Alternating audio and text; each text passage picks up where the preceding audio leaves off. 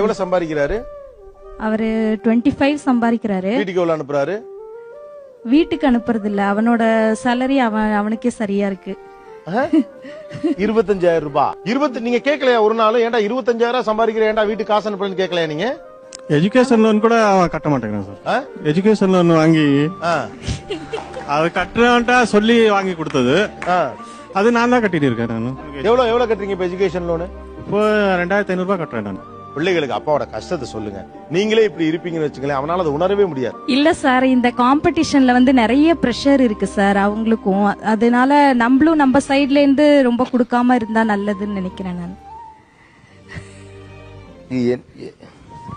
அவங்க எல்லாம் உங்க பையன் ஏஜ்ல தான் இருக்க வாய்ப்பு இருக்கு. இந்த பிள்ளைங்க எல்லாம் 25,000 ரூபாய் எவ்வளவு பெரிய காசுன்னு உங்களுக்கு கேட்டுப்பாரு. இந்த பொருளை கொடுங்க. உங்க மாச செலவு எவ்வளவு?